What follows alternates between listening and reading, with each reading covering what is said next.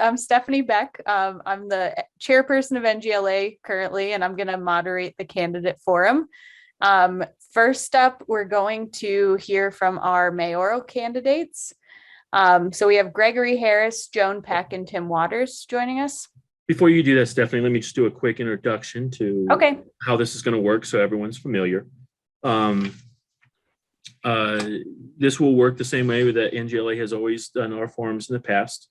We will use a question and answer format, so it's not a debate, back and forth debate style, but the moderator, Stephanie, will be asking questions and then moving on to the next candidate when they're done. Each candidate will have 90 seconds for an opening statement. We will then ask 5 questions, and they will have 90 seconds to answer each one of those questions in an alternating order as determined by Stephanie. And then we will give each one of them 60 seconds to do a closing statement. We will do the forum in 3 sections by race. The first will be the mayoral race, where we have 3 candidates. We will then do Ward 2, where we have 1 candidate. After that, we'll take a 5-minute break to make sure that our final session candidates are here and their video and audio are working correctly. And that will be where we have 5 candidates for the at-large section, noting that one candidate had a previous commitment and couldn't attend and apologized for that. From a timekeeping standpoint, we just saw Riza test that out. We had hoped to use a Zoom-based timer, but that did not work very effectively. So we're going to use Riza will time all candidates once Stephanie finishes the question. At 30 seconds, she'll hold a sign up, turn her video on and hold a sign up saying 30 seconds left. And then she will hold a sign up to tell the candidates to stop. We will give you the ability to finish your sentence. We won't cut you off on the very second, but we ask you, that the candidates finish quickly and don't continue with that thought. If you do continue, then we will mute you and move on to the next question. And without further ado, I'll turn it back over to Stephanie. Let me just introduce her very quickly so everyone knows who's monitoring our forum. Stephanie has been the neighborhood representative for the Kensington neighborhood, 1 of 3 since 2019, and she's the current chairperson for NGLA. She also is professionally the chair of the mathematics department at the Front Range Community College Boulder County campus. And in that role, she teaches math classes, oversees math courses across the campus, and mentors students on their path to pursue careers in STEM. So without further ado, Stephanie, please. Awesome. Thank you. Thanks, Wayne. All right. I jumped the gun there. So we're going to go ahead and get started then with our mayoral candidates. So to reiterate, we're going to start with a 90-second opening statement from each, and we're going to go in alphabetical order. So Gregory Harris, you are up first. And if you're out there, you can, video on and unmute yourself. All right. Thank you, Steph. Hello and good evening, ladies and gentlemen of the NGLA. My name is Greg Harris. I'm running for mayor of Longmont because I've lived here for over 50 years, and I'm certainly tired of watching things be done the same old way. It is time for a change. Many have asked me how, with no political or elective experience, I can expect to be mayor of Longmont. First, by way of explanation, the city charter of Longmont is written to encourage regular folks to be on the city council and be mayor. It's a city manager form of government. The city council hires a city manager who spends 40+ hours per week hiring the staff and running the city. The mayor and city council are asked for guidance. After you hear my remarks today, I think you will know that I am perfectly capable of giving that guidance to the city manager. It does not require leadership capability, or it does, require leadership capability. For 30 years, I've worked in the maintenance and construction business in Longmont. Leadership means working a general contract with a bunch of subcontractors and staying on top of multiple city agency approval processes, some frequently conflicting. Longmont will grow. Businesses want to come here. To meet the needs of the businesses, we must expedite the approval of development and construction of workforce attainable middle-class apartments and houses. We must address our infrastructure, not with multi-trillion-dollar proposals, but logical, sensible solutions dealing with today's problems, not a Green New Deal. We need to stop government overreach. Thank you. That stop was timed with Risa's stop sign. Nice. Welcome, Greg. Thank you. Next we'll hear from Joan Peck. Thank you, Stephanie, and thank you, NGLA, for hosting this forum, and for all of you HOA people that I love to talk to. So I'm Joan Peck, and I've been on council for 6 years. I've worked on issues that our residents value, which are water conservation, clean air, fast tracks, getting our train to Longmont. And the newest thing is rerouting the trains outside of Longmont East so that we don't have any freight trains here. And I'm working towards smart, sustainable growth, preserving our environment by putting in air monitoring stations, which we can take that data to COGCC and CDPHE to let them know what is causing our bad air. I am also, I think we need available housing for all residents in all price ranges, and for preschool education. As mayor, I'm going to continue all of this work and lead our city with vision and straight talk, always advocating for our community values. Thank you. Thank you, Joan. Now, Councilman Waters. Thanks, Stephanie and Wayne, for the invitation, and for NGLA for hosting the forum. And good evening, NGLA members. As you know, I'm Tim Waters, and I represent Ward 1, the east side of Longmont, and City Council, elected in 2018. 2018 in a special election, then re-elected in 2019. And I'm running now for mayor for 3 reasons. The first of those is this. This council adopted a couple of vision statements and 7 goals in the spring of 2018. I'm still inspired by those personally, and I think there's a lot of work left to be done on the goals that we set to realize the vision that we agreed on.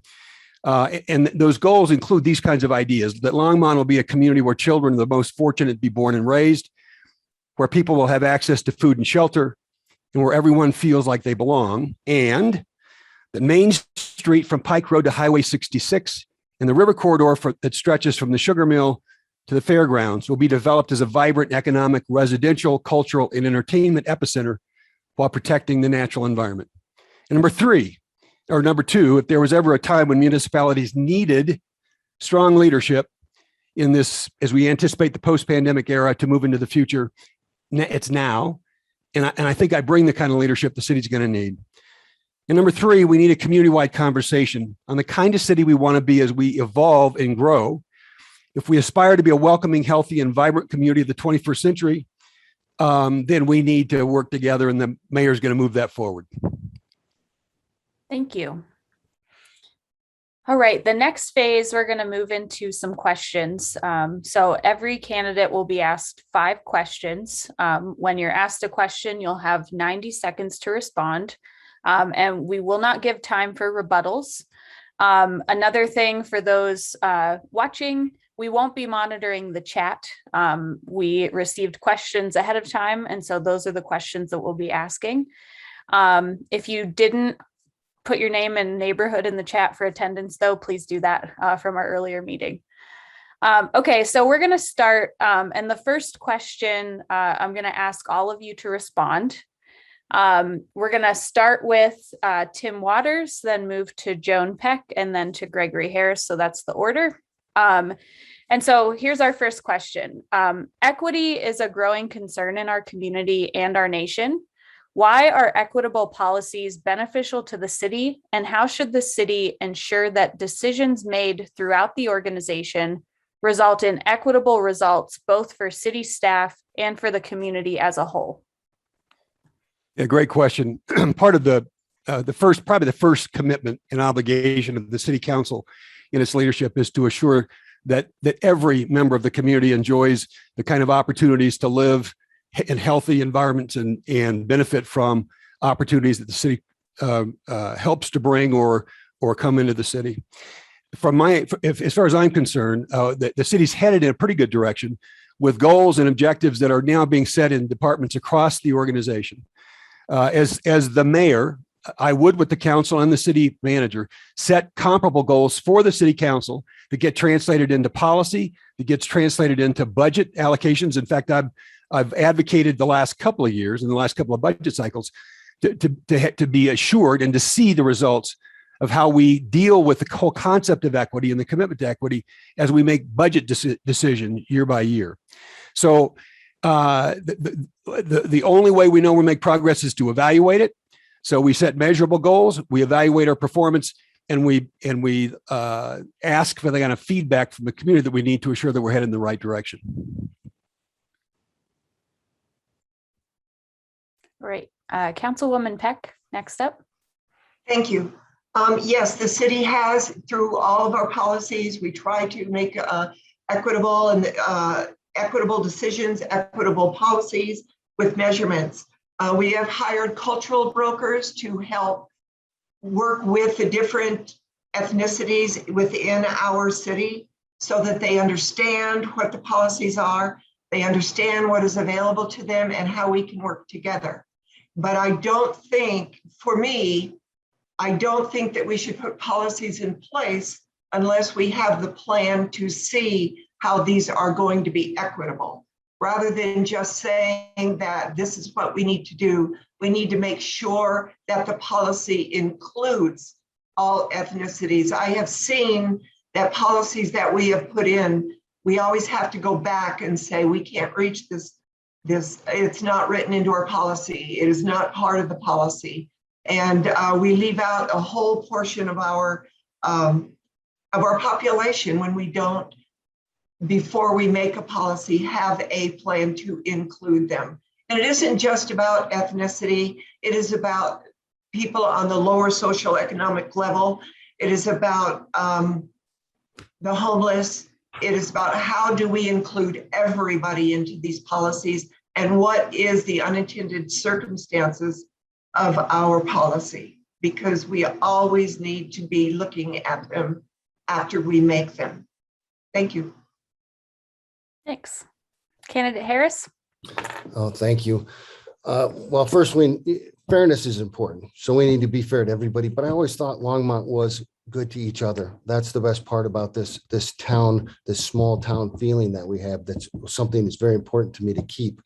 We need to deal with today's problems. And I think, you know, if my opponents who'd been on the city council for 4 years had been dealing with it, we wouldn't have a homeless problem now and having to be dealing with equity in questions like that. We need to build a workforce housing, attainable, you know, middle-class housing, which is well round out our community now. We don't have any, and therefore the workforce has to drive from out of town. So, you know, you're causing more pollution. You're causing these people to drive on the highway for hours a day when they could be with their family. And I don't think that's fair to everyone.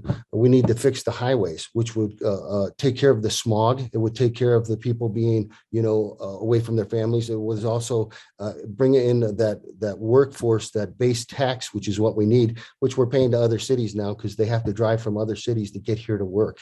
And I don't think that's good. We also need a transparent city council. I see every time something gets passed, everyone I talk to in the city, no one has an idea that it was even being discussed. I don't see why we couldn't put something in the city bills. I get bulletins in the utility bills all the time that say certain things. We could always inform the city of what's going on before it's voted for. You watch a city council meeting, they throw a bunch of numbers at you and just vote everything through. And I don't think that's transparent at all. It has to be fixed. But, you know, for people who've been on the city council for 4 years, having a homeless problem, it doesn't seem like that has been addressed. And as mayor, I will address all those problems. We're at time there. All right, great. Thank you.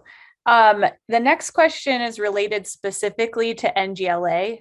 So I want to give a little bit of background. NGLA, Neighborhood Group Leaders Association, is a partnership between the city and a network of neighborhood-based community groups lasting for nearly 4 decades to empower residents as a partner in addressing needs and creating solutions to achieve sustainable and resilient neighborhoods. This question, again, is for all candidates. And the order we're going to go in is Joan Peck, Greg Harris, and then Tim Waters. So the question is, a primary goal of NGLA and the Neighborhood Leadership Series trainings is to identify potential community leaders in neighborhoods and provide them with the support and opportunities necessary for those individuals to grow as community leaders that can also contribute in other aspects of the city, such as participating on boards and commissions. How can the city and city council better support the development of community leaders, especially through NGLA and the NLS? Stephanie, this is a difficult question. We can support them. The chamber does have leadership classes that anybody can attend. I do think that when you're talking about boards and commissions, those are set up for individuals to participate in.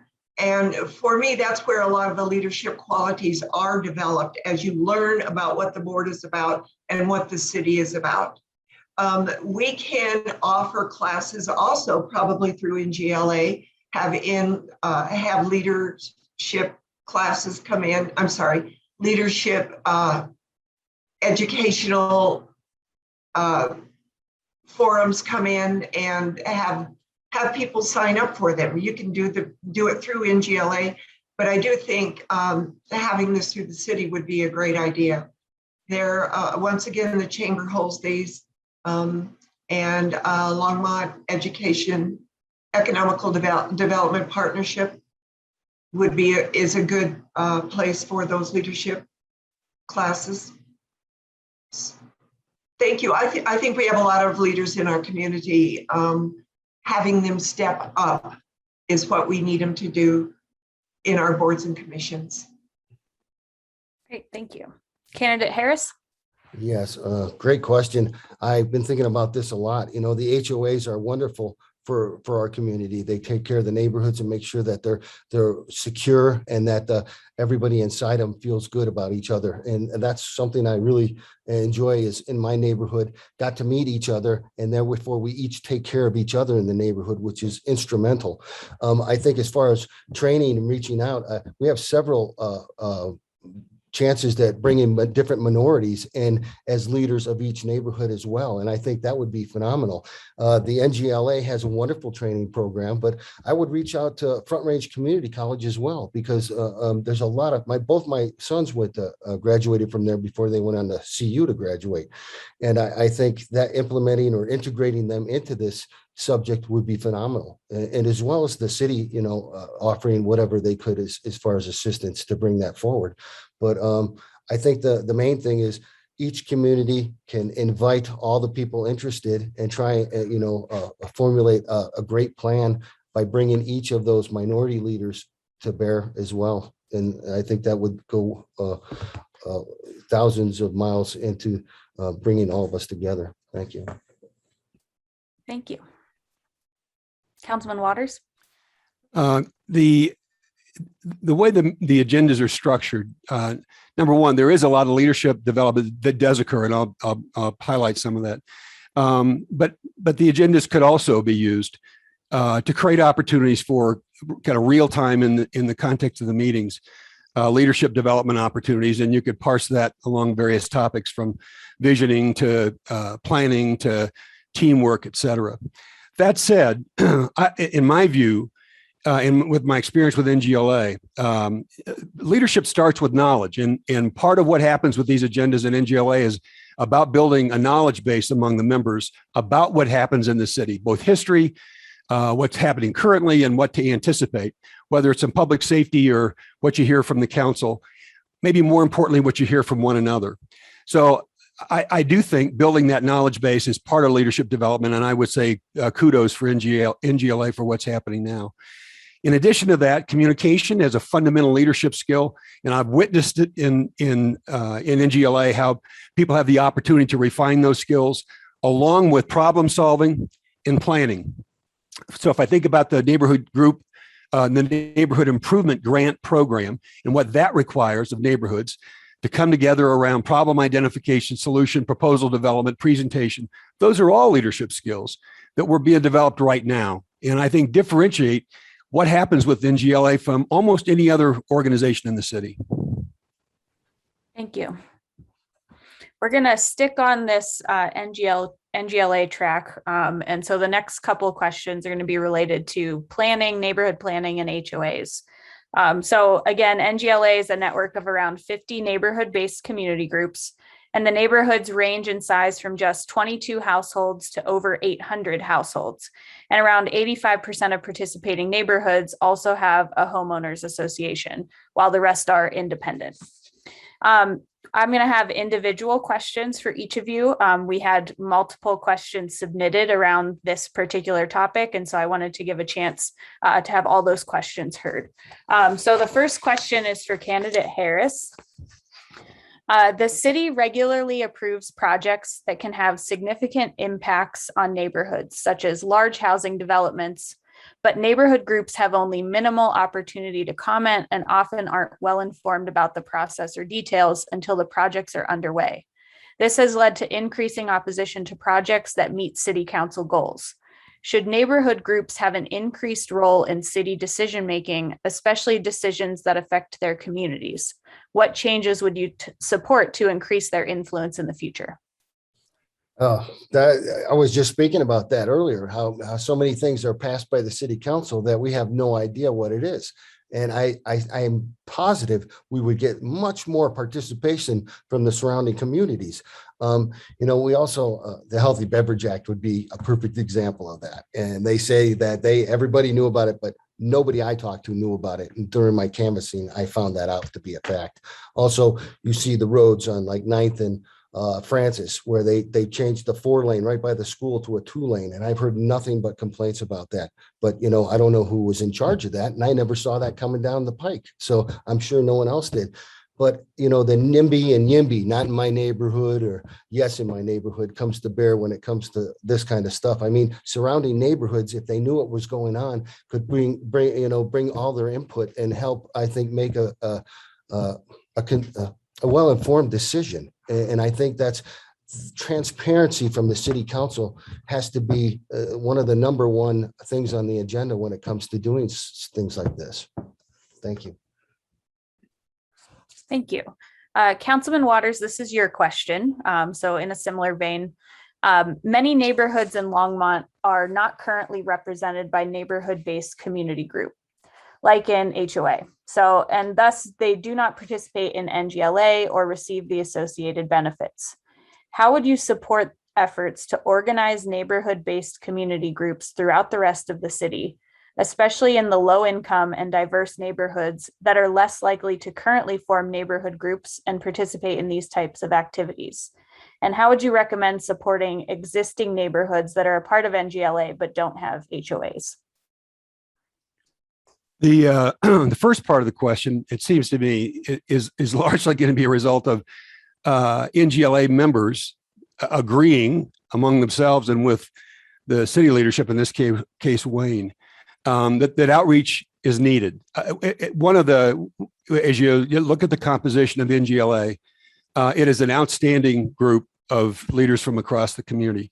But it doesn't represent all of the diversity that we see in Longmont. And I know NGLA members have talked about this, the need to do more effective outreach. And I think a lot of that's going to be neighborhood to neighborhood. The city can support that through our community services department, extending the invitation, and not necessarily to come to a monthly meeting, but to come to a meeting in the neighborhood and have a chance to just share with one another what the opportunities are, what the benefits are from NGLA membership, whether it, as I mentioned earlier, problem solving or the neighborhood improvement grant program. Second part of your question, remind me, Stephanie. The second part was, how would you recommend supporting existing neighborhoods that are part of NGLA but don't have HOAs? Yeah, The obviously, independent. the HOA is not a requirement. It's organized neighborhoods as opposed to HOAs. And I honestly, that I think comes from members who have HOAs to members who don't. And I'm not certain that in every case, having the HOA is a better approach than just the organized neighborhood. Great. Thank you. Councilwoman Peck, this is your question. Again, related to NGLA and neighborhood issues. So how should the city and city council specifically work with the NGLA network to better understand the needs of individual neighborhoods in Longmont and support them by removing barriers or increasing resources available to them? How would you enhance this relationship to better support neighborhood groups in the future? Thank you, Stephanie. I think that's a great question, and I really support NGLA. But as Councilman Waters said, this is not an HOA group leadership. It is a neighborhood group leadership organization. I would use the cultural brokers because they are working in the neighborhoods of people who are not always tuned in, to be quite honest, to what our plans are, what our meetings are, what's going on at city council, and what NGLA has to offer. So I would pull in the neighborhood group leaders, the cultural brokers, and have them talk to their, to their constituents that they're working with, their neighborhoods. I would put more, we get the city in our electric bill, we get the city newspaper, and I forget what it's called, but I would advertise in that because it goes out to absolutely everybody. We need to organize the neighborhoods so they choose someone to go to the meetings.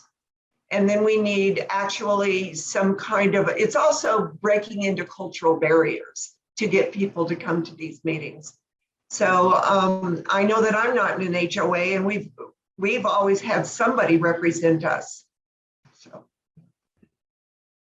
Great, thank you. We're going to move into some questions related to growth, so growth of the city. And I have three separate questions, one for each of you. Councilwoman Peck, we're going to start with you. So Longmont has experienced significant growth in recent years. Do you believe growth should pay for itself? If yes, please explain how this is occurring or what the city should do and isn't to make sure this happens, including how we can make sure low to moderate income families benefit from growth. If you disagree with growth paying for itself, please explain why it should not. I don't think that's an umbrella type of question. I think that sometimes growth should pay for itself, and sometimes it needs help from the city. But growth has always been a partnership with the city, whether it's in infrastructure, whether it's in variances, whether it's in code changes. We've always had a partnership. Growth should pay for itself to the extent that it doesn't burden the residents in their development, if we're talking about residential growth. When we talk about commercial growth, that's always a partnership with the city, and it has to be from my perspective. For example, we can take Costco. That is a huge benefit to the city on the back end. But the city's very smart in the fact that if we help commercial development and it doesn't work for whatever reason, we have clawback provisions within that partnership so that we can get back the money. For example, if we lessen the property taxes, or we say the property taxes don't have to be paid for a certain amount of time, or if we give variances, if we get and the company doesn't work through whatever the partnership is, we can have a clawback so that we get the money back. Thank you. The next question is for candidate Harris. Can you explain the positive and negative impacts of growth on our community? specifically the impacts on water rates and demand. How do we ensure that we are able to provide the water we need and without charging water rates that make it difficult for some people to live in Longmont? Well, first of all, we can stop calling them fees and charging them unilaterally on people every 2 years, 9 and 10% every couple of years. We can put it on the ballot. If the people in Longmont want to raise the water rates, then I'm all for it. But I would ask them first and not just, have 5 people surrounding me raising it and calling it a fee. Secondly, I love growth, and the more growth you have, the better tax base you have, and the easier it is to make these decisions. I know they say we're in a drought right now, but many times we've had too much water and they tend to let it out and purge the system a little bit, so to speak, and then you're water shy. I've seen it done in my 50 years of living here. I've seen it done a couple of times where they let too much water out of the reservoir, and then they didn't have enough water for the rest of the year. I just think a little hindsight, and someone who knows what he's doing running the city could take care of a lot of these problems. As far as charging people and stuff, they were talking about bringing a Costco in. Well, they also want to phase out gas and oil at the same time as letting Costco put 44,000 gallon tanks in the ground. That seems like a giant contradiction to me. And maybe, with some new leadership in the city council, we won't have these worries and these problems. Like I said, we open up the highways, we do responsible growth, and everything would take care of itself. We don't need to raise taxes on our fellow citizens. We don't need to call these things fees. The city has enough businesses around here and opportunities like the airport to put in a restaurant, sell more fuel, expand that runway, which was okayed in 2007 already. So there's a lot of different areas we can fix this. Great, thank you. Councilman Waters, this is your question. As Longmont continues to grow, the expanding population strains city services and the capacity of staff to meet increasing needs. But the size of city staff has not increased in relation to population growth in recent years. Would you advocate for the institution of an employee to population formula that would increase staff size relative to population growth to avoid this negative consequence of growth? Why or why not? It's just a straight answer to a ratio proportional staffing to the population. The answer is no, I wouldn't support that proposal or that approach. The fact of the matter is the 2022 budget, which we will make the final set of decisions next Tuesday night, includes 31 FTE. So we are growing the city staff. Part of the reason that the city has not added personnel, FTEs, full-time equivalents, over the last several years, but we're beginning to now, is an interesting budget challenge that Harold Dominguez inherited when he became city manager. We had a number of positions that were filled with unpredictable or one-time money that was used to fund positions. And the city had to work its way out of a $3+ million basically deficit of full-time equivalents to predictable ongoing revenues. We finally have worked that out. So we are adding 31 people, and I personally made the call to be clear, and we received a report on what will be different in 2023 because of the FTE we added in 2022. If we're going to add personnel, we want to make certain that they're going to make the kind of difference we expect. But I think we have to be very strategic and focus on where we add FTE and where we add them and why we add them and what we're going to see as a result of that addition. And it's not just a formulaic approach, in my opinion. Thank you. We've been through 4 questions, so we just have one left for each candidate. And you'll all have different questions. Candidate Harris, you're first this round. The city has begun approving multifamily housing projects in traditionally single-family neighborhoods.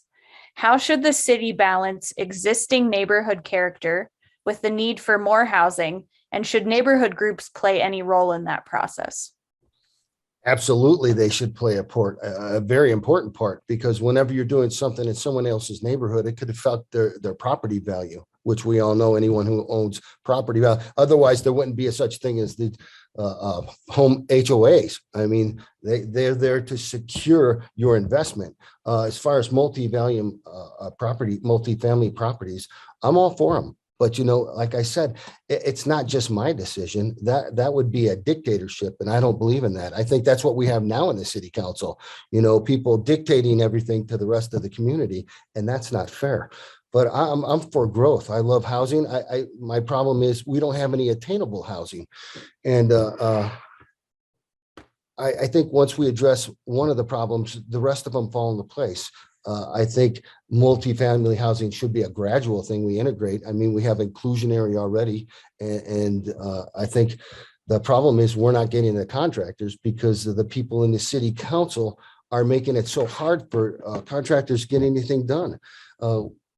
We've got lots of land we can build out. We're not Boulder. We didn't put a fence around ourselves and force our property values to skyrocket. So, we have plenty of affordable housing that's been addressed for 4 years. Our attainable housing is what we can't find. And if there's something in construction now, it still isn't going to hold up. And if we build these things without addressing the infrastructure, like I said, Highway 66, that needs funding. All these things have to happen simultaneously, I believe. Thank you. Councilman Waters, this question's for you, kind of in the same vein. So there is a crisis in affordable and attainable housing in Longmont. How do you believe the city should address the need for affordable and attainable housing while balancing the impacts on existing neighborhoods? Yeah, great question. Let me say I'm proud of the work we did with the inclusionary housing ordinance that we adopted back in late 2018. I think we did a pretty good job of listening to the development community, to builders, as well as to our own staff and to housing experts on how do you cobble together a policy that sends a clear signal in terms of what we need in terms of subsidized, permanently affordable housing. We did that, and we set a 12% goal in terms of new housing inventory.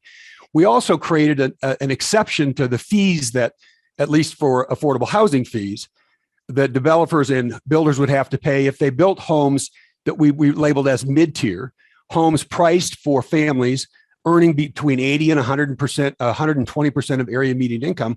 And in spite of what Mr. Harris says, there are a number of those that are under construction right now, and we approve those. So that policy, I think, went a long way.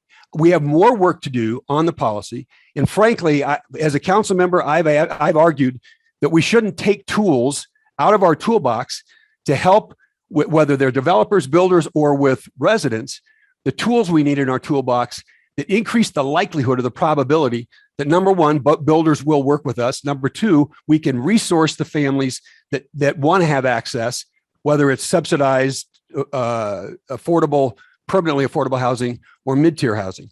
And it's been a disappointment to me as a council member that we've taken tools out of our toolbox when we need tools in the toolbox.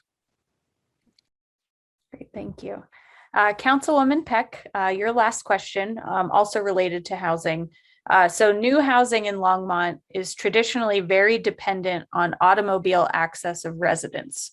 Should the city do more to ensure that new development is designed to support pedestrian or bike use and reduce vehicle miles traveled, especially considering the city's GHG emission reduction goals? Thank you. Good question. We do have in our ordinances, in our codes, the possibility, the requirement that we have bikeable, walkable neighborhoods. Our problem is not about the new development. It is about our local transportation and our regional transportation. We don't have good public transportation. And that is what we are working on when you talk about people who, about too many cars. We have State Highway 119, the BRT proposal that is going to put bus rapid transit on 119. I'm working very, very hard on the fast tracks. Gosh, I'm losing my train of thoughts. Too many meetings today. About our Northwest Corridor, working with Amtrak and BNSF, RTD. We just had a great meeting last night, actually, at Dr. Cog, and the proposal with Amtrak making the Northwest Corridor feasible is going a long way, and there are a lot of people working on it. We get that train in here, we get State Highway 119, and then if we can get local transportation under control, the new development won't be such a problem. That's where we need to continue to work. Great, thanks. So now each of you has 60 seconds for a closing statement. And we're going to go in reverse alphabetical order. 60 seconds is going to feel fast after 90 seconds. So Reese is going to help us out with that. So Councilman Waters, you're first. We're used to these 60-second sound bites. So look, civically engaged leaders in Longmont have said to me they believe we're really at a make or break moment in Longmont's history. With opportunities and challenges facing municipalities and these post-pandemic recovery efforts, they believe the experience and effectiveness of elected leadership will be a game changer for those communities that want to move out of the cul-de-sacs they've been circling for the last 20 months. The quality of leadership going to make a difference in communities moving forward or not, staying in those cul-de-sacs. So with one eye on day-to-day operations and all that's required for the city to serve its public efficiently, and one eye on the future and a vision for Longmont's next 50 years, I am the best qualified candidate in this race to lead Longmont into the uncertainties of the post-pandemic era. To do this, I need your vote, NGLA members, and all the members of your neighborhood. So tell your friends and neighbors, vote for Tim Waters for mayor in this election cycle. Thanks. Thank you. Councilwoman Peck. Thank you. I'm asking for your vote because we need someone to continue to work on the Fast Tracks Northwest Corridor that I've been doing for 7 years. It is a probability, and we're very close to getting what we voted for. When Councilman Waters talks about the tool in his toolbox for development, he's talking about metro districts, metro taxing districts, and special tax districts, which put the burden of paying for the development on the residents in the development. I'm the only one who received the Sierra Club endorsement for my work on the environment, being the air monitoring, the getting the train with electric engines, working on EVs, and the total environment. So I'm asking for your vote to continue the work I've already been doing. And the one thing I did not mention is the work I'm already doing for the homelessness. Thank you. Thank you. Candidate Harris. Yes, thank you. My opponent said this is a make or break moment in Longmont politics. I agree. That is why we need new leadership. That's why I'm running. I can provide that, which hasn't been provided. And contractors have gone before the city council, and they've said that they can't get developments approved. I can. I've been in the construction business for many, many years as a consultant and as a contractor, as well as doing all kinds of construction. That's why I think that's why Prosper Longmont was created, was to help out, where the city council hasn't been. If elected mayor, I will bring all these things to bear, like middle-class housing, infrastructure, stopping government overreach, and as well as working hand in hand with Prosper Longmont. Thank you. Thanks to all three of you. It was great to hear from you. I think we learned a lot about where you stand on some of these issues that our NGLA representatives care about. So thank you so much. I think we're going to transition now into our Ward 2 portion. So thank you for joining. So we have just one candidate for Ward 2. That's Marcia Martin. Marcia, are you out there? Oh, I see your thumbnail. So go ahead. You can turn on your video and unmute. Here I am. Awesome. We're going to keep a similar structure, even though there's just you for tonight for Ward 2. So you'll get 90 seconds for an opening statement, and then we'll have 5 questions that were submitted from NGLA. Fair enough. First of all, thanks everyone, Stephanie, Wayne, and the NGLA for putting this event together. You do give a unique perspective that we don't get in some of the other candidate fora. So it's very good to hear what your concerns are. My concerns, since I think I'm not totally out of touch with the rest of the council, are immediately and urgently beginning to solve the housing crisis and the constraints on people here in Longmont that are leading to excessive homelessness. We need to build all kinds of housing, except single family homes on big lots. We have plenty of those. And and so what we need to do is remove barriers to getting attainable and affordable housing. And I think that that's really all in the works, and it's just a matter of filling in the cracks, smoothing out the road, because the basic infrastructure was already created by the previous 4 years. Great, thank you. So our first question is, do you believe that diversity is important to our city? And what more should the city do to ensure that it is more inclusive, including how to ensure city boards and commissions, city staff, and the city council itself are all representative of the demographics of the city?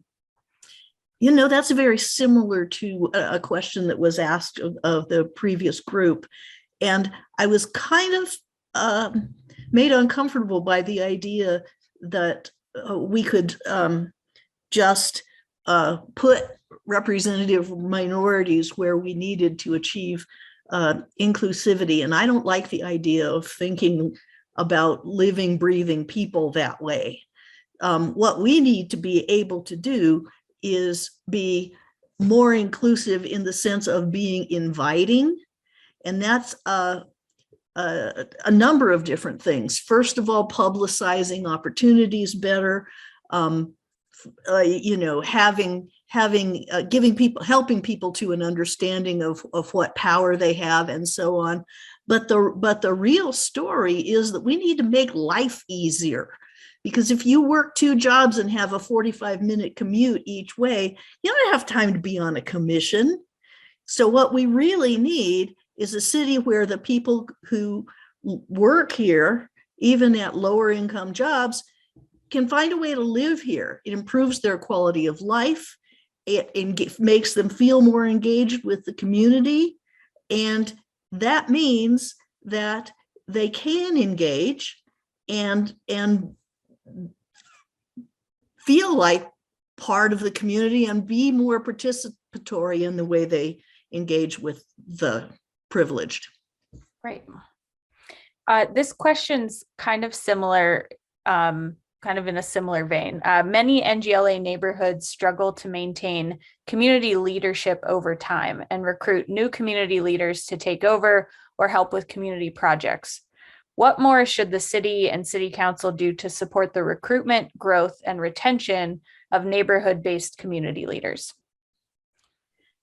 I think planning needs to stay more seriously engaged, and neighborhood services too, with what the needs of the neighborhood are.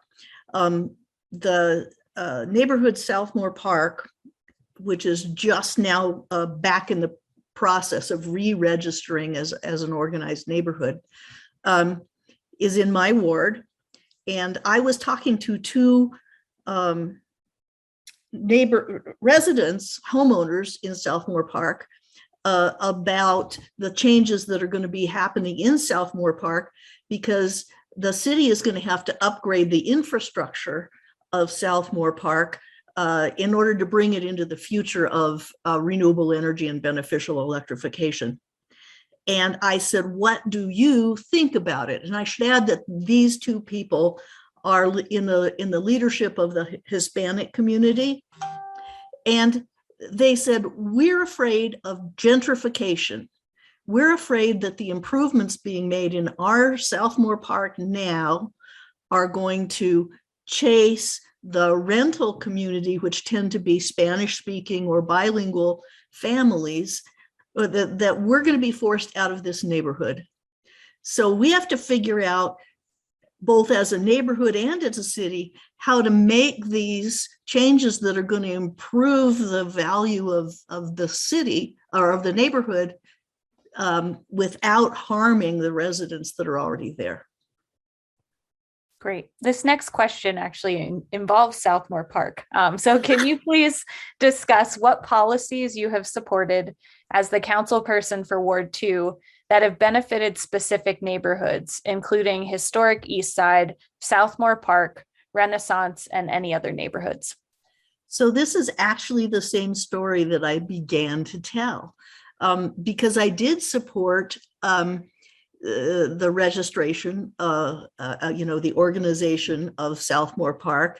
I did help facilitate that neighborhood getting some neighborhood improvement grants, and they've made really, I live right across the street from one of the entrances to Southmore Park, and boy, does it look a lot better now.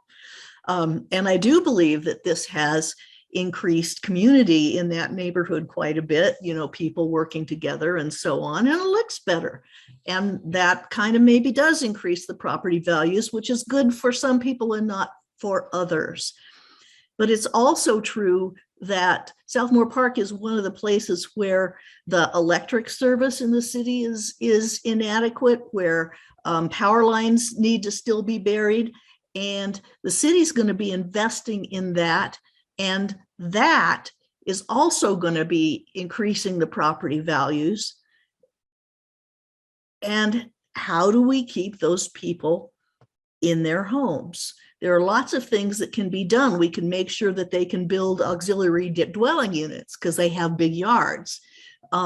We can perhaps get revamp some of the apartments with tax credit money. But if we do that, we have to make sure that it doesn't income disqualify any of the existing residents. So it's a hard problem. Thank you. Next question. Longmont regulations indirectly require the creation of an HOA for any new development, but many of the HOAs include low-income populations that can't afford the increased assessments required when repairs or other large costs arise, such as water rate increases. What should the city do, if anything, to help these communities? First of all, this maybe is not going to be a popular statement in this particular group, but I think that the best thing that happened in the last decade for city management and city planning in general was that the state preempted a former power of HOAs and required that homeowners could have xeriscape if they wanted to, no matter what the covenants of the HOA said. And I think that in some ways HOAs have too much power. For example, there's pesticides. A city is a different thing than a farm, and Longmont would really like to be able to constrain certain dangerous pesticides from being used, but it doesn't do any good for, first of all, the state doesn't allow it. And if the state did allow it, may make restrictions on what homeowners could do, we still can't restrict what the HOAs can do because the state regulates that. So as much as people don't want to use neonicotinoids or other really toxic pesticides, the HOAs can do it as much as they want to. And we need to roll back some of those powers for environmental reasons. Thank you. Last question. How should the city and city council specifically work with the NGLA network to better understand the needs of individual neighborhoods in Longmont and support them by removing barriers or increasing resources available to them? How would you enhance this relationship to better support neighborhood groups in the future? And this question did come up for the mayor or candidates as well. So probably sounds familiar. Well, and not only that, it seems like I've been addressing that question the whole time. Yeah, we do. I think that it'd be great if the neighborhood organizations were invited, as other groups often are, to make presentations to council or to have a Q&A with council. So for example, I accidentally had that little Q&A with some of the Southmore Park neighborhood leaders. And I learned things that I didn't know and realized that there are problems that I, as a legislator, should have known about for the purpose of keeping social equity. Because, you know, if the city pulls the rug out from under you, you know, that's not social equity. But at the same time, even though a lot of people think so and expect so, nobody is guaranteeing your property values if you're a property owner. So there's a balance, you know, to be made there between the common good and the individual good. And we need to understand that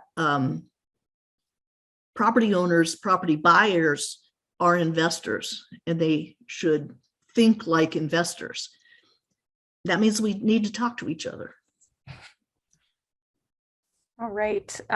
So now you have 60 seconds for a closing remark. Okay.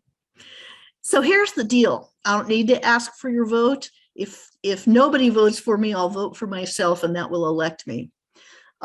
So I'm going to use this time, I've been plotting it, to fact check a few things. I just did one of them. Property values are not guaranteed. People need to work together to make sure that the right things happen to their property values, and that isn't always going up. Longmont isn't guaranteed to grow. In fact, Longmont's going to have to work very hard to grow until it's in balance, because we do have open space surrounding us, and we have just a tiny number of available annexations, and then we're done. We are not in a drought. Big parts of Colorado are in a drought, but we're not. And actually, fixing our highways isn't going to fix congestion. Great. Thank you. Wasn't that fun? Yes. Thanks, Thanks for everybody. the fact check. It was great to hear from you. Thanks, Marcia. Sure. We have a 5-minute break scheduled, and we are, I think, 5 minutes behind. So I think we'll break from 7:45 to 7:50. So Wayne, if you want to check sound for our at-large candidates. Great. Thank you, Stephanie. All right, if we can have our candidates for the at-large session, we should have 5. Please turn on your video and let's check sound. Hello, testing 1, 2. Okay, Talis, we see you. Thank you. Hello, Wayne. Oh, I got Diane. Do you want to say something to make sure we hear you? Okay. Hello. Great. Can you hear Thank me? you. Yep, we can hear you fine. Jeremy, I think you started to say something. I was just saying, hello, Wayne. Can you hear me? We can hear you fine. Thank you. Who else here? Good evening. Nikita, thank you. Nice. And then Aaron, I think you're on. Hello, President accounted for. Wonderful. Okay, thank you, everybody. We got a couple of minutes, and then Stephanie will get us started again here. I think she said at 7:50.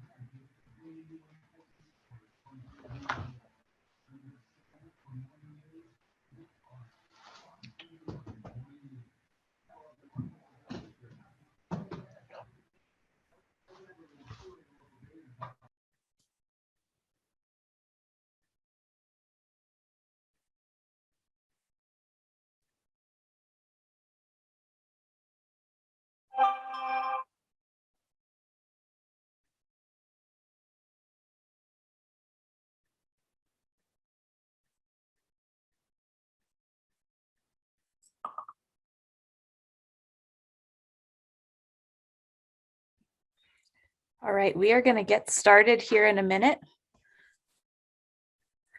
So if we could have all our at-large candidates turn on their camera. I wanted to remind you all, we did have an additional at-large candidate that couldn't participate tonight due to a prior commitment, Sean McCoy. So he sent his apologies. He did want to be here, but it didn't work out. We have 5 at-large candidates that are going to be participating in our candidate forum for this portion. We're going to use a similar format to what we've done with the mayoral candidates and with Ward 2.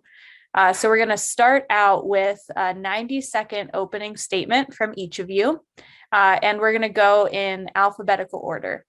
So that means we have Diana up first.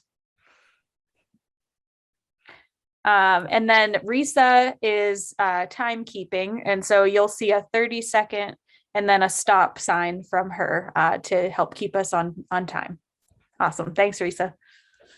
All right, go ahead, Diane. Hello. Thank you, Neighborhood Group Leaders Association, Wayne, Stephanie, inviting us to share our message today. I am Diane Christ, and I am running for Longmont City Council. They say we will never have our village again, but we can, and we will. My neighborhood is a microcosm of all the problems Longmont is facing right now. High density growth, congested roads, people sleeping in their cars, homeless roaming our park, and pooping in our water features. And unfortunately, that has happened. We are an immigrant neighborhood. We have senior housing, affordable housing, inclusionary housing, attainable housing, and now gentrified housing. Honestly, we have lost the look of our neighborhood. We do not have a typical HOA, but what has always been a hi, how are you type of neighborhood and relationship with the neighbors has turned into corner discussions about who owns the cars parked on our street and who walks through our neighborhood, and how do we integrate with neighbors living in apartments that are not as invested as we are, and how we look and how we live. However, being happy where you live is universal. And I look forward to sharing some ideas with you on how we can have our village back. Thank you. Thanks, Diane. Next up, Jeremy Johnson. Thanks to all the hosts and everybody that is online with us tonight. I am Jeremy Johnson. I am seeking one of the at-large seats for City Council. Reason I'm running is because I want no one to be left behind. I want everybody to feel like they're wanted and needed in this great city of Longmont. I set out to become City Council because I care. I care about everyone, all the way down to our kids. I care about small businesses. I care about how neighborhoods look and how those neighbors feel. I want everybody to be comfortable living here. I want everybody to grow. I want everybody to be bought into the path that Longmont is going to go. We are a community that has always stuck up for each other, and we've always looked out. We do have places in Longmont that's been overran with taxes and people that's burdening on how they're going to get their next meals. As city council, I work to work with plans to bring that playing field equal. On November 2nd, please check your ballots and vote the right way. Thanks, Jeremy. Next up, Aaron Rodriguez. Thank you very much for having me. I am Aaron Rodriguez. I am honored to be one of your sitting city council members for the last 4 years, as well as your mayor pro tem for the last 2 years. As a native of Longmont, I'm intimately familiar with the growth and the changes that Longmont has seen over the past at least 38 years in my case. So it makes sense that the 4 things I really like to talk about during this campaign is 1, housing and responsible growth. We've made great strides in our subsidized affordable housing, but that can't be the only thing we do. We also need to make sure that we make good strides in the ever challenging housing market that is the Front Range of Colorado, in making sure that we have places for market level housing, attainable workforce housing, as people like to talk about. So I look forward to talking about that. Infrastructure is very important. We don't need another crisis like we had during the flood. We don't need a crisis like Flint, Michigan experienced with drinking water. And we don't need flooding issues like Houston experienced recently. So we need to make sure we're proactive on that. And at the same time, we need to make sure that we have a strong community. We need to continue to support things like our parades that go through downtown Main Street. We need to make sure that as we get back to normal after this pandemic, that we still have great fireworks shows, as well as Rhythm on the River and events like that that build community and bring us all out to talk to each other. So I hope to impress upon you in the next 90 minutes that I'm worthy of another 4-year term. Thank you. Thanks, Aaron. Next up, Talis Salamatian. Yeah, thank you so much. I appreciate it. Thank you, NGLA. I'm Talis Salamatian, and I'm running for Longmont City Council to be an advocate for small and growing businesses and the people who make those businesses great. I'm a seasoned business person and entrepreneur. I have an MBA. I've taught business at CU Boulder Leeds School of Business. I've written a business book, and since COVID, I've been helping businesses through my volunteering at Energize Colorado. Small businesses make up around half of our city's employment. So if you don't work at a small business, chances are one of your neighbors do. When small businesses thrive, our community thrives. According to Forbes, when you purchase from a local business, about 70% of the money stays in the community. What can we do to support local businesses? I mean, 70% of Americans buy local. We can increase the stock of workforce sustainable housing so people who live in the community can work here as well. Give businesses access to resources for growth. That's why I like the idea of a community bank so much. We can increase the rate of home ownership amongst our workforce and at the same time help businesses start and grow. My opponents say they want to do many of the same things as I do, but they haven't actually had any ideas or plans on how to do so. So vote for me, Talis, so we can move our community forward. Thank you. Thank you, Talis. And then Shakita Yarbrough. Hello. Hi, everyone. Thank you so much for the Neighborhood Group Leaders Association for putting on this forum tonight. Thank you all for taking out the time to sit here and listen to us. Really, truly appreciate it. I'm Shakita Yarbrough, and I'm running for City Council at large so that I can make a positive impact on my community and to help build a stronger sense of community. I also believe that representation matters. I believe that Longmont should have inclusive housing options that meet the needs for those who want to live in Longmont. We need and deserve an improved transportation system that works for all. I believe in preserving our climate and environmental equity. The youth today is the future, and I believe we should be preparing, mentoring, and leading them for future opportunities. Thank you. Thank you. We're going to start off with a couple of questions that I'm going to ask all of you to answer. That's going to make things a little easier. And so I'll share the order and then I'll read the question and then I'll remind you who's coming up next. And I'm going to use your first names just so I can, keep things moving along. So Shakita, you're going to answer this first, and then we'll go to Talis, Aaron, Jeremy, and Diane. So here's your question. Does the city have a responsibility to ensure that assets and resources are distributed equitably across neighborhoods? If yes, how should the city ensure this happens? Should resources be prioritized to neighborhoods that currently lack an equitable share? And what resources or assets should be included in an equitable assessment of neighborhoods? Ooh, Stephanie, that was a lot. A lot. That's a lot. I think to summarize, should assets and resources be distributed equitably across neighborhoods? And the rest is, ways to think about it. Yes, absolutely. Yes. That's the key word is equitably, right? And so making sure that the resources are finding out within our community where there are disparities, right? And so that's the thing, making sure that we provide and fill in those gaps in our neighborhoods where they need higher resources, or where they need resources, or where they're lacking resources. That's important for our community in order for us to thrive as a community. Where you have some parts of the city where they have all the resources, and then you have another part of the city where there are lacks of resources. So I think it's our duty as city council to make sure that we understand where those disparities are in our community, and make sure that we provide those resources for those areas that have those disparities. Thank you. Thank you. Talis, same question. Thank you so much. I appreciate the question. So prior to COVID, I was coaching soccer at St. Fran FC. So I've seen a lot of the different parks and recreational areas in our community. And I can tell you from firsthand accounts that there is a disparity between the different parks throughout our community. And I would like them to be more equitable, because the kids that I coach would benefit from not having thistles in the fields, because when you're playing soccer and you fall on the ground, it's never fun to fall on a patch of thistles.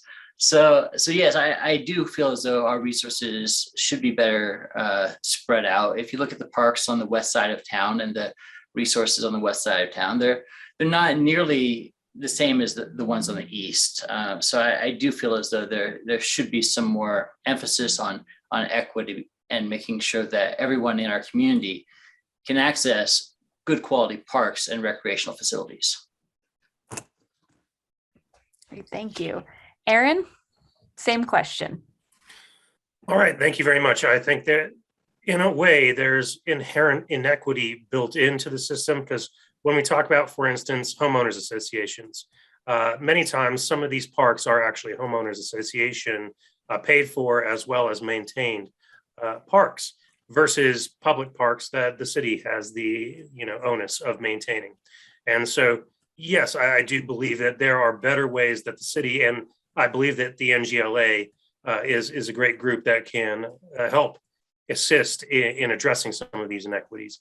But I do think the city does take into account some of these things, such as the recent renovations at Garden Acres Park, for instance, as well as Affolter Park down in South Longmont, that we've seen some modernizations that needed to happen over the years and may not have happened as quickly because it's not a homeowners association maintenance or maintained park, rather as a city park.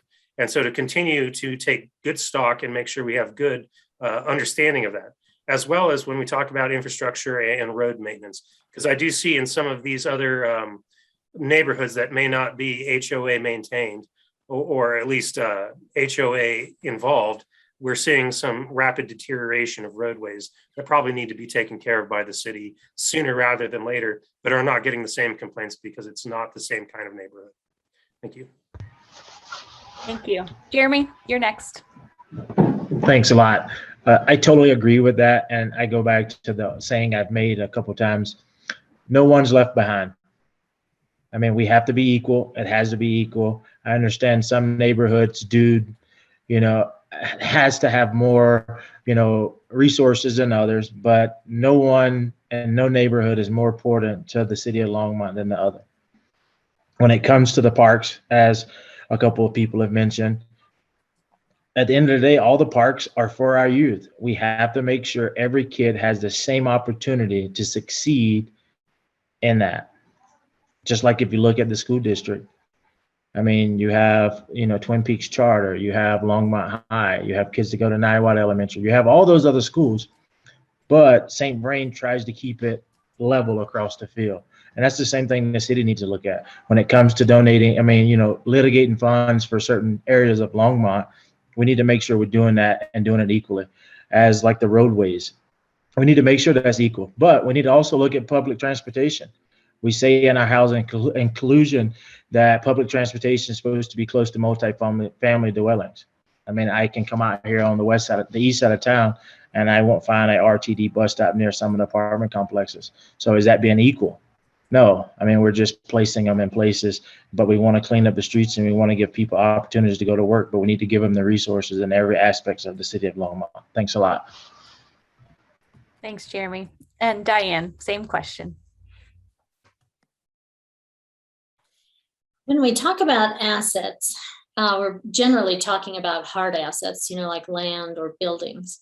And Aaron talks about infrastructure quite a bit. And some of my clients like to call infrastructure in our structures, which is a nice way to think about it. Something about in our structures is that the city would benefit from having a good maintenance schedule and having the discipline to keep to it. When we're talking about deterioration of roads or deterioration of parks, it would make things quite a bit more equitable if we had a good maintenance schedule, because when that time period came up, you would be working on that park wherever it was in town. When we're talking about resources, I think we're talking more about soft access to soft. Well, I don't want to use the word resource again, but soft amenities that people enjoy. And I think something that would work with resources, making them more equitable, is to have walking neighborhoods. And that would be based more on population than on side of town. And I'm talking about like satellite fitness centers and things of that nature that should be populated throughout the town, not just centered down at the rec center, for instance. And I'm running out of time, so I'm going to stop there. Thanks. Thanks, Diane. The second question is also going to be for all five of you. Aaron, you're going to answer this one first, then Diane, then Jeremy, then Talis, and then Shakita. And I'll remind you of that order. So this is related to NGLA. And so you've kind of heard a little bit about what NGLA is. It's been a relationship or partnership between the city and neighborhood-based community groups for the last 4 decades.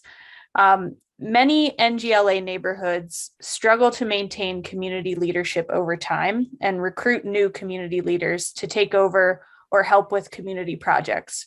And this question did come up for an earlier section, so you probably heard it before. But what more should the city and city council do to support the recruitment, growth, and retention of neighborhood-based community leaders? So Aaron, you're up first. All right, thank you very much. It's a struggle even for HOA communities. I've seen them go from very strong resident-oriented boards to passing it off to property management companies. So this isn't a struggle just for neighborhoods that don't have necessarily an HOA system, but also for those that do.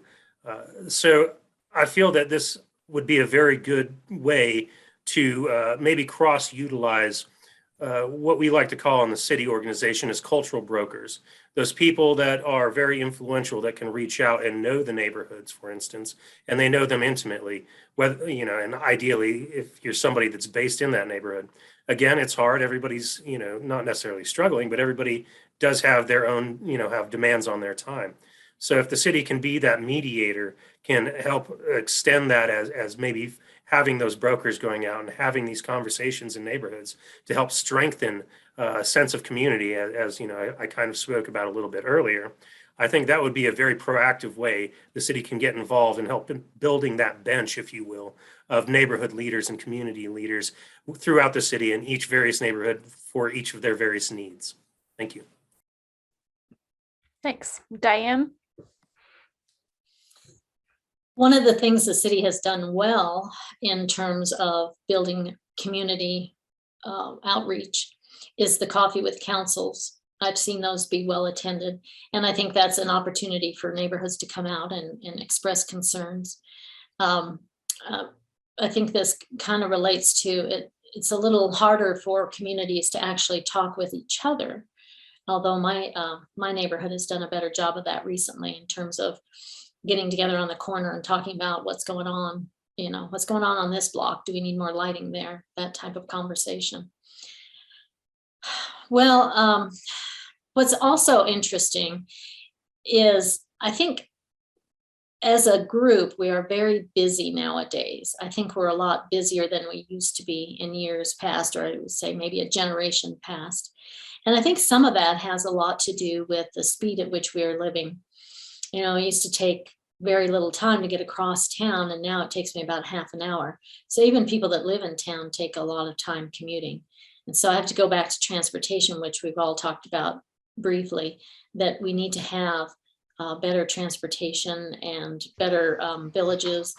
We need to have more walking neighborhoods where we can easily get our children to recreational activities and parks without having to always get in our cars. That would be very helpful. And I think people would have a little more time to address city council in chambers or at their coffee with council.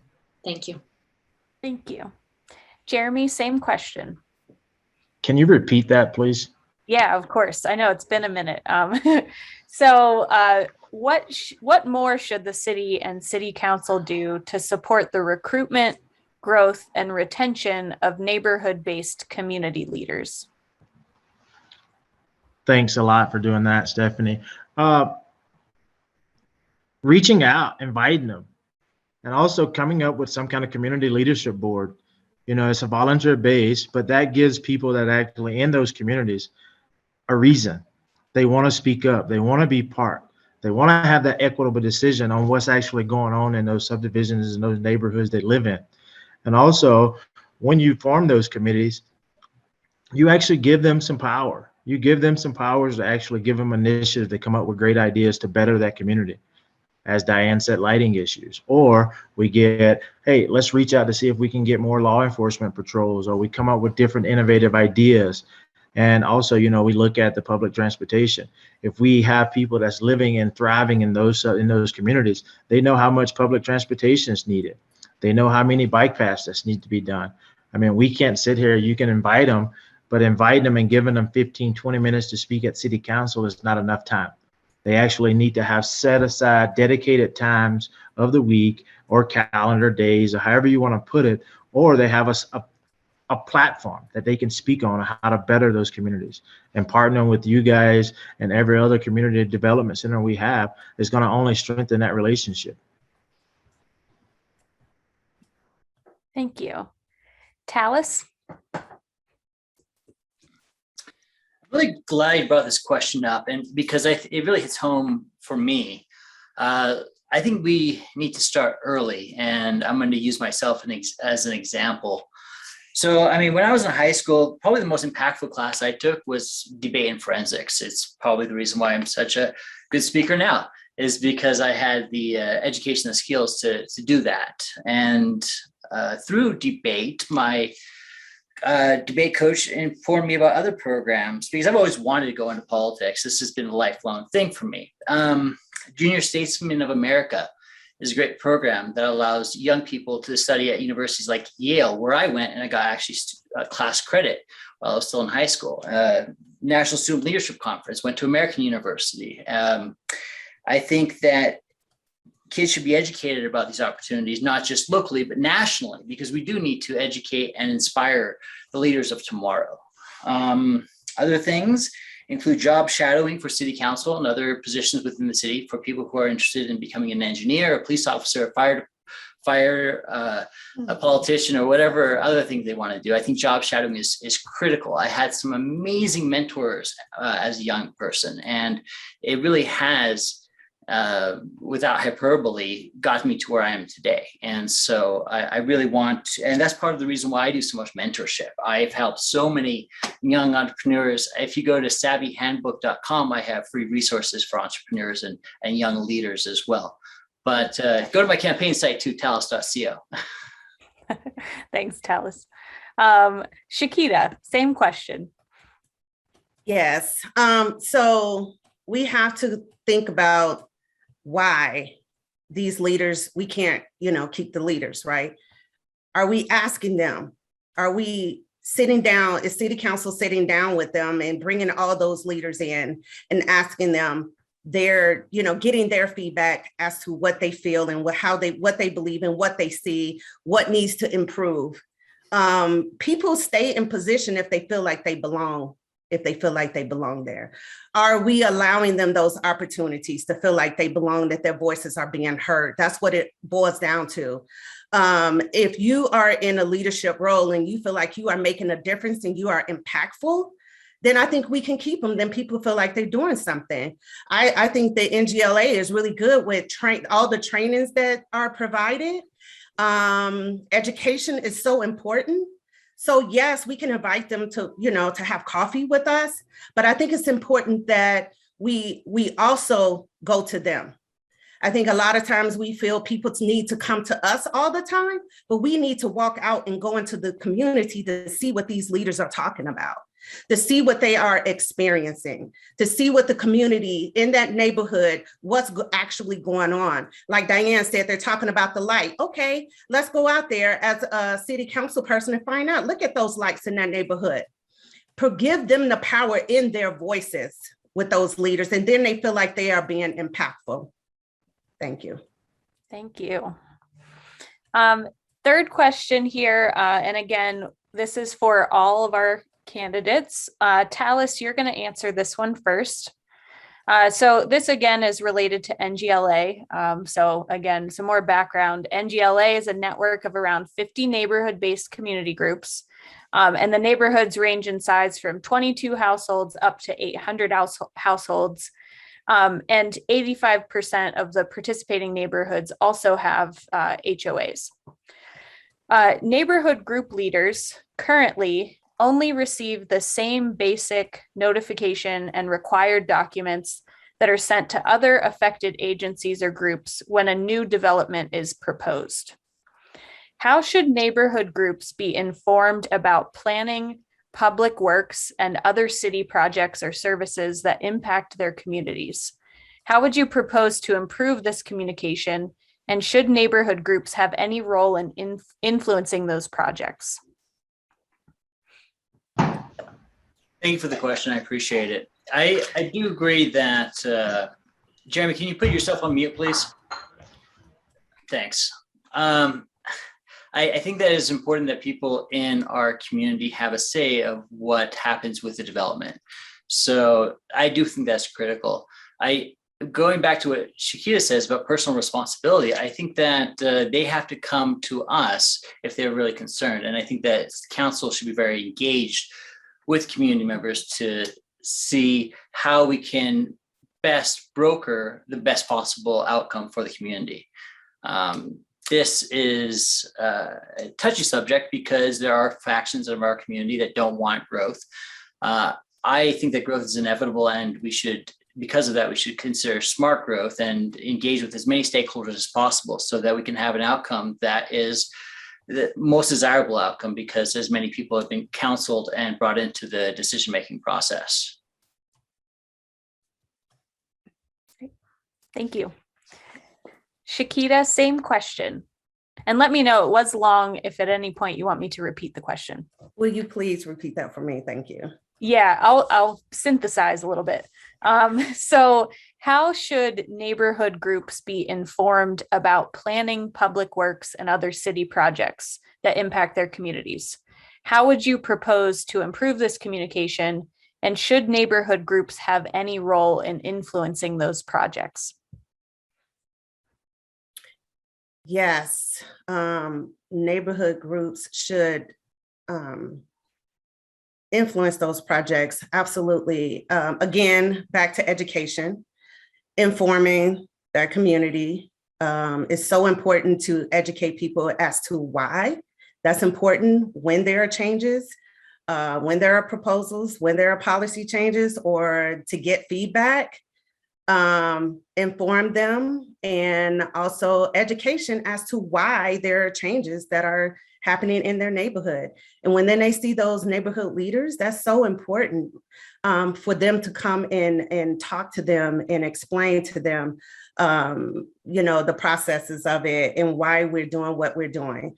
It's so important because that's the neighborhood in which they reside in as well. And so to hear that from kind of like your peers and your local neighbors is very important. We all have influences, I believe, in our own neighborhoods as well. So yes, I do believe that. That's very important. Thank you. Thanks. Aaron, next, same question. All right, thank you very much. I do have a little bit of experience with this as a former planning and zoning commissioner for the city, as well as the current liaison to the Planning and Zoning Commission. The concept of proper notification comes up fairly frequently.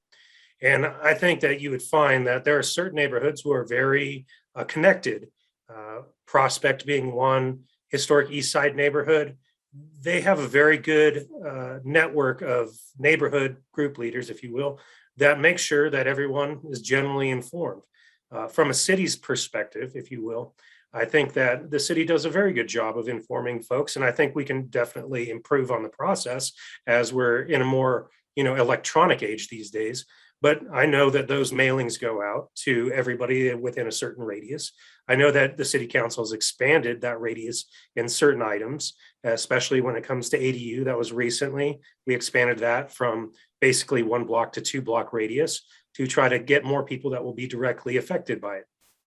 And I absolutely believe that folks should be heard, and that it has changed projects as well as maybe halted some projects, or just generally made things better as far as relationships go between the various factions. And so I think there's a number of ways the city can improve electronically, but I also think that neighborhoods need to really get together and talk to each other and inform each other as well. Thank you. Great, thanks. Diane? Well, I think I mentioned that we have quite a lot of different development in my neighborhood area. And in fact, it's kind of like a little Frankenstein neighborhood, all different pieces sewn together. One of the things that has worked in our neighborhood, and so I would say that there's some discontent that our neighborhood felt like they never really had good input on some of the new additions surrounding us. But we have had good communication when it came to road work. We would get mailers, and then also people would put out signs, I guess the road crew, what have you. And I think it would help when we see new developments, and we have another one going on near us. When it says proposed under review, it seems like that area should be widened, and maybe those signs shouldn't be put just at the area that's being under review, but maybe some smaller ancillary signs would go out to other significant corners so that neighbors could look that up on the city planning. And then I do think it has to do with having leadership in the neighborhood, maybe just a block captain or something that would say, hey, did you happen to see? And did you look at this to the close neighbors to them? So those are my ideas. Thanks. Great, thanks, Diane. And Jeremy, same question. Thanks a lot. Sorry, guys, I thought it was muted. Sorry, Talis, didn't want to make a noise in your background. But I'm going to keep it short and sweet here. That's what we have elected officials for. I mean, Longmont's broken up into wards, and then you have at-large city council. I mean, we can't always depend on the technology. So those city councils at large and those ward city councils, when you have projects inside those zonings that you're actually representing those people, sending out, going into those neighborhoods and putting up signs to say, hey, we're going to have a community meeting to discuss the projects that's going on, because then you actually get to be a part of that community that's been affected. I mean, we talk about, some of the neighborhoods that the city is already in. Those are the invested cities communities that they're already part of. I mean, we're sending out mailers, but how do we know those people are actually checking the mail? I mean, we get so many junk mails in the mail these days. Some people don't even look at it. I mean, we talk about protecting our environment, but we print everything. So get back into the reality of being in front of somebody's face and coming back to build those relationships with the people that you're representing. Great. Thank you, Jeremy. The next set of questions are related to HOAs. And so I have two questions that I've split up between the five of you. So Jeremy, Shakita, and Talis, you'll answer the first question. And then Aaron and Diane, you'll answer the second question, both related to HOAs. But I think we had a lot of interest in hearing your thoughts on some of these issues directly impacting HOAs. So I wanted to make sure we had a chance to hear from the full range of questions that we had submitted. Okay, so first question, and this is for Jeremy, Shakita, and Talis.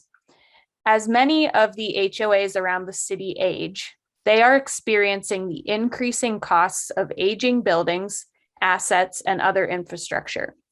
Many simultaneously absorb a shift to significant rental populations with absentee owners that make it virtually impossible to increase assessments to cover these costs. What should the city do, if anything, to help these communities? So we'll start with Jeremy. Thanks a lot, Stephanie. So I have a little experience in this because I work with a couple HOA boards. So when we come to those properties, when it comes to maintain costs, infrastructure costs, and updates to those properties, a lot of those HOAs have to carry a pretty significant insurance policy. So if the HOAs are under budget and the city needs to help, we have to make sure we set up a program with those governing documents that each HOA has to have certain documents set aside already to, if something happens, that the city doesn't have to have that financial burden, or that financial burden is pushed down on those absent owners. And then the renters that's renting those properties, they have the burden because they don't know if they're going to have a roof over their head come the next day. So ownership is 100%. And the HOA, the way that they're being ran, a lot of them are not even in the county that they're representing. So we need to make sure that they actually understand the county and city rules that they're actually operating in and be more transparent with it. Thanks, Jeremy. Shakita? Yes, I have to admit this is an area where I really have to do more research and learn more about as far as what the city can do. I'm not sure exactly as a city council person how we can help the HOAs with that cost, especially when I know I don't own a home, I don't pay HOA for anything, never had. So I really don't have that experience, but I do know that cost, like my mom does, but I know that cost goes to the actual owners. And so how we can offset that cost of the owners, that would be my main focus, but then also making sure that we do it in an equitable manner, and also making sure that they live in a property that is, the upkeep is where it should be, and the building needs to be where, livable, of course. So, I mean, I would definitely do more research on that. And I would definitely say that as the city, I would have to do call in and ask what can be done, right? And making sure that the cost is not more burdensome on the actual homeowner. Thank you. Thank you. And Talis, same question. And I appreciate it. So there's a couple things to unpack in this one. The first is HOAs. And I do understand that as buildings increase in age, there is maintenance that should be done, but that maintenance should be done throughout the life of the building. My family has owned several rental properties that were over 100 years old, and as long as you maintain it periodically, there's nothing that's going to be catastrophic, heaven forbid. The problem with HOAs that go insolvent, it should be that they go through a restructuring. I don't think that is the responsibility of the city council to bail them out. So if an HOA for some reason didn't take into consideration their ongoing maintenance costs, or didn't have the foresight to better manage the resources, then it should not fall on the city to bail them out. There should be a restructuring that occurs. And absentee owners should be penalized. I don't think that the city should bail them out either. I think that people who own rental properties should be responsible for maintaining those rental properties. And if they don't, then there should be penalties that would hopefully cause them to move into action and instead of inaction. Thanks, Talis. This next question related to HOAs is for Aaron and Diane. So city regulations require developers to include landscaping in their development plans, but developers often resort to the cheapest and easiest option of water hogging turf grass. This becomes a costly and environmentally damaging result for HOAs that must maintain this grass over time, often in spaces where grass is unnecessary. As the city encourages water conservation efforts, would you support changing the planning process and regulations to improve the result in new communities? If yes, how? If not, what would you propose to assist HOAs in this situation? Yeah, Aaron first. All right, thank you very much. Yes, and we are seeing some challenges with that. There were some, for instance, HOAs that came into the process in the mid-90s, for instance, and it was such an important deal to the city at that time to make sure that their landscaping that's adjacent to major arterials looked pretty, that the city gave them free water taps and free water usage to maintain those areas. And it still goes to this day. So that's something I do want to look at as far as water conservation is concerned.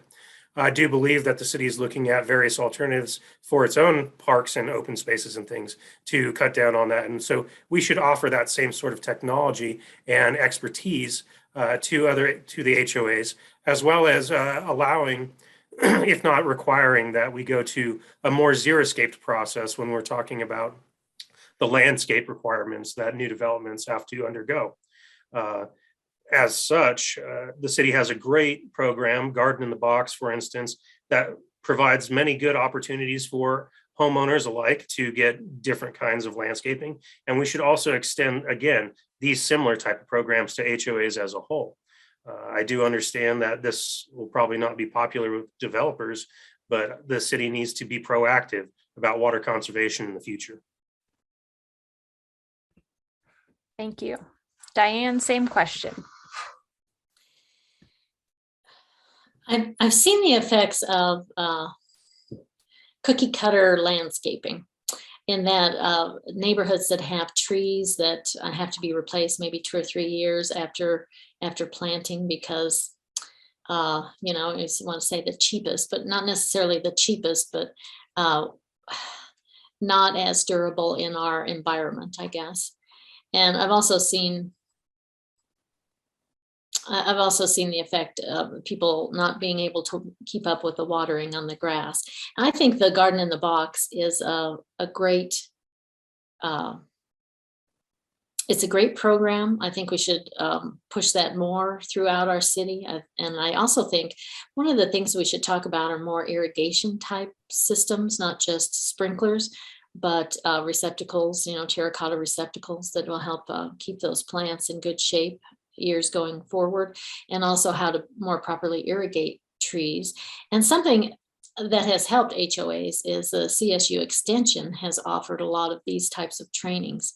So maybe that's something we could do with our leadership is say, our NGLA leadership is put a CSU Extension person in front of them and say, here's what you can do with that difficult area. Now with greenways where there's just grass and it's impossible, I've seen other HOAs turn that into more of a recreation area, putting in mulch, that type of thing. Thank you. Great, thanks. We are to our last question, and I wanted to make sure I incorporated some of the questions from our neighborhood group leaders. And so each of you is going to get a different question for this last part, and they do vary in topic. So kind of just picked at random from questions that were presented from our neighborhood group leaders. So first one for Jeremy. Experts agree that strong neighborhoods and social ties are essential to create a sustainable and resilient community. Longmont has experienced a series of significant shocks recently, from the 2008 recession to the 2013 floods to the current pandemic. How can council better support the role of neighborhood-based community groups in creating a more sustainable and resilient city? Thanks, Stephanie. I'll go back to what I said before. The city council has to be involved in those communities they're supporting. Be a face. Don't just be a person that sits behind the desk. Actually get out in those communities on multiple occasions throughout the month, throughout the week, and say, hey, I just want to check in and see how you guys are doing. And then having those community events, like when they have Meet Your Neighbor at the open spaces and places like that. If you see your city council, and the city council can invite the city manager, can invite the mayor, hey, you want to visit with me in my communities this weekend? They're having this event. And you build that trust and you build that oneness. Oneness, no one's left behind. No one's better than the next. And we're going to strive to bring Longmont back to where it is. It's always been a caring community. If we buy in and we show everyone the way that we want to be treated, we will continue to make it better. Thanks. Thank you, Jeremy. Shakita, this question is for you. How can Longmont better support small local businesses, especially those that are neighborhood-based or serve primarily a neighborhood population, and those that are minority or woman-owned businesses? Woman-owned, not human-owned. Woman-owned. I've read a lot of questions tonight. Yes, you have. Go ahead. Okay. Yes. Well, women are human too. So that was really good. No, I think, I have been up and down Main Street talking to business owners. Same thing, going into those businesses and asking them what their needs are. That's very important. Just saying how are you doing? What are some of your challenges? What are some victories that, since you've moved into this location, or how long have you been here? It's important to go and listen and talk to those business owners. And then also go back to those community leaders. Ask those community leaders, what have you heard? Have you talked to that owner of that business?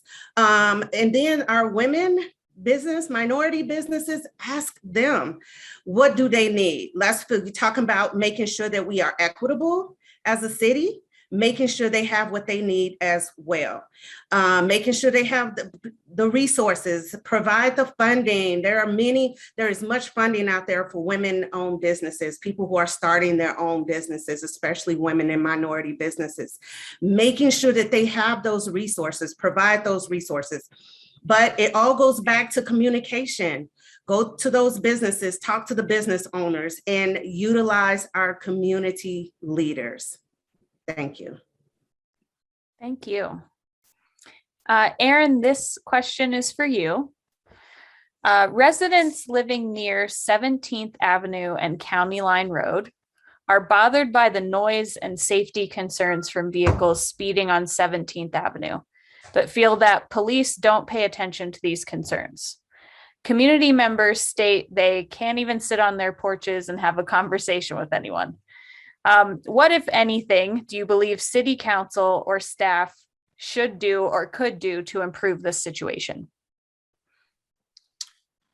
Sure. This is not something that is specific to 17th and County Line. We hear it about 3rd Avenue east there. We hear it around Pike Road down here on South Longmont, where I live. So this is a continuing concern for many parts of the city. And just based on that illustration alone, I think it will show you the difficulty it would be for our public safety officers to adequately police this especially at how they are stretched right now in resources. And those resources are not stretched because any sort of defund the police conversation. It's because we're in a very difficult time right now. It's very difficult all across the state and across the nation to hire quality police officers. And so we have to continue to make sure that when we do hire police officers, that they are well trained, because we don't need additional issues from poorly trained police officers just to get boots on the ground. In a different context, though, I will tell you that the city has been exploring some new technologies based out of a company that is here in Longmont that monitors specifically sound levels and how to take that snapshot and get, I would call it similar to, say, a red light camera. It would then be a speed and noise camera, if you will. And we're actively looking at different methods outside of just policing to find ways to enforce good behavior on the roads for quality of life for our residents. Thank you. Great, thanks. Diane, this question is for you. The homeless population and service provision continue to be a concern throughout the city, and we've recently seen significant impacts from homelessness in parks and surrounding neighborhoods. How do you believe the city should approach these issues in a way that balances the needs of the homeless population with the quality of life and access to parks of neighbors? That's an excellent question. And it's actually something that we've had to deal with extensively in my neighborhood. We have a park nearby that has one bathroom, and so it attracts homeless because there are amenities there. And in talking with the neighbors, we seem to have an agreement that it should not be considered criminal to be poor or to be homeless. So we're more, I guess, forcibly concerned about what does it say about our town if we are having such a homeless population. It feels like we're not being successful as a city. So, so that's how the discussion goes. And I think the thing with the homeless population, it's not just a simple Band-Aid or let's shuttle them here, shuttle them there. A lot of the churches are giving their spaces at night to homeless or sleeper cars. Sometimes churches also take turns putting up homeless in their basement for cots. So I would say that there's a significant effort to handle what's going on in our town. But I think it's an orchestrated situation.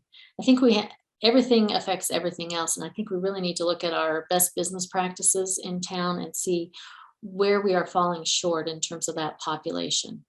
I think it's our standard of living has changed significantly, and we need to consider those who are falling below that standard of living. All right, thank you. Great. Thanks. All right, Talis, this question is for you. Although it is not a traditional board or commission, City Council designates a council liaison that participates in NGLA meetings and provides a monthly update. Councilman Waters had been doing that previously. What role do you think the council liaison should play, and what additional support do you think council should provide NGLA? Stephanie, thank you. That's a great question.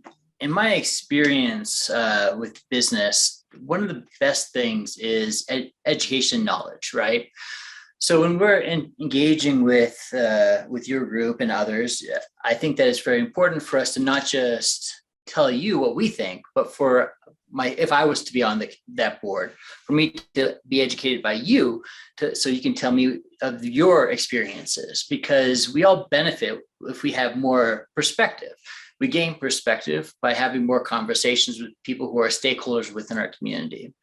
I think that you guys are a very critical component within our community. So I'd be happy to be engaged with you guys and not just give you guys status updates, but be able to be engaged and have a conversation so I can learn, be the best possible representative for this community. Awesome. Thank you so much. It's been awesome to hear from all of you. We do have time for closing remarks, and we're going to go in reverse alphabetical order. And so you get 60 seconds, which is short, but Risa will keep time for us. So Shakita, you're first. Thank you so much. First of all, I have to say, Stephanie, yeah, these are always nerve-wracking for me, and I get nervous, but your smile just really calms me, and I really appreciate that, honestly. So thank you so much. I'm grateful to be running for city council at large, and I may be new to politics, but I am not new to Longmont. I have invested in the city of Longmont and have fought for the well-being of our entire community. I believe we all deserve affordable housing. Longmont deserves great transportation system, and that our youth of our city should be prepared for the future.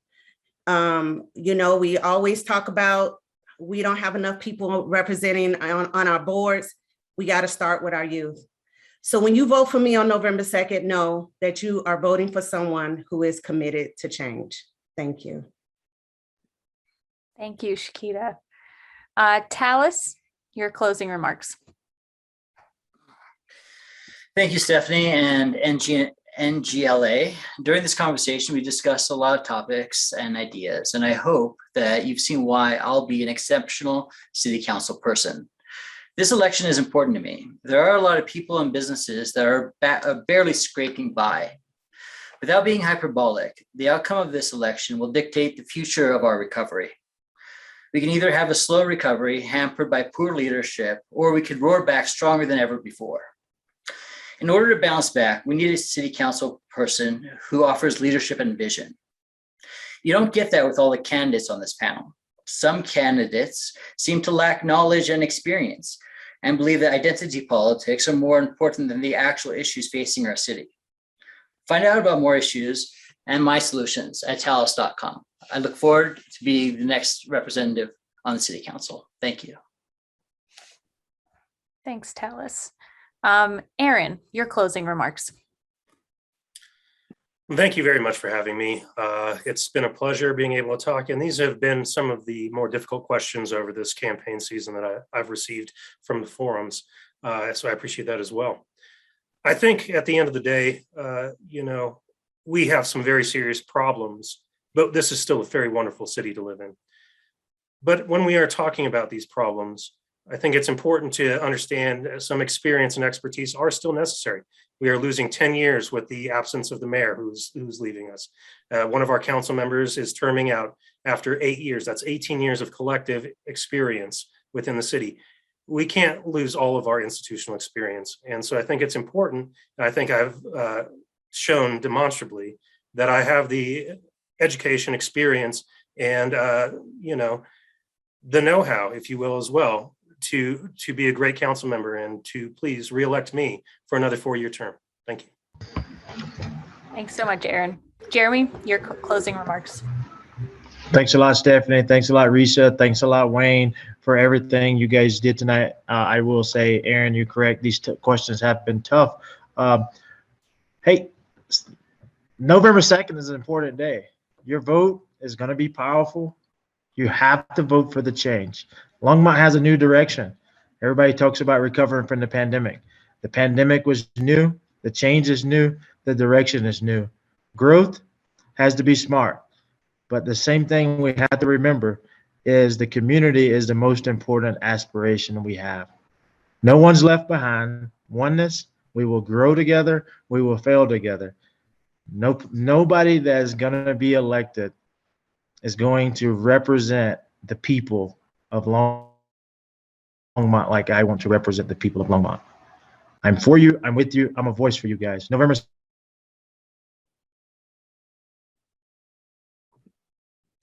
I think we might have lost Jeremy, but I think he was almost out of time. There we go. Okay, good. Jeremy, I think you cut out for a second if you needed another second. I said November 2nd, I'll see you at the polls. Let's make a change. Okay, great. Thanks, Jeremy. And Diane, your closing remarks. Thank you, Stephanie. I think in the end, it's about communication and about connection. And I'm going to also say thank you for your connectedness with us today. I think it made for a really nice forum. My name is Diane Christ. I ask for one of your 2 votes for City Council at large. I'm a big believer that transportation will solve many of our housing and high density problems. And I'm a big proponent of the Hyperloop, which is a mass transportation system. There's more information about this, more detailed information about the Hyperloop at my website, which is christopherlongmontcouncil.com. The idea is that people will be able to live where they can afford and still work where they are needed. Local traffic would become local. And we have sales tax dollars earmarked that can be used for local transportation, and private funding would build the Hyperloop, much like the Bright Line in Miami. All right. Thank you so much for your time. And it's good to see you all again. Great. Thank you, Diane. It was really great to meet all of you. I can't take the credit for the good questions. That's our great group of NGLA representatives. Those questions are coming from people who are really tuned in to the needs of their communities. And so you see that reflected in their questions. But I think we are, that's all we have in terms of our candidate forum. So we're going to adjourn for the evening. And thank you again to all of our candidates that participated.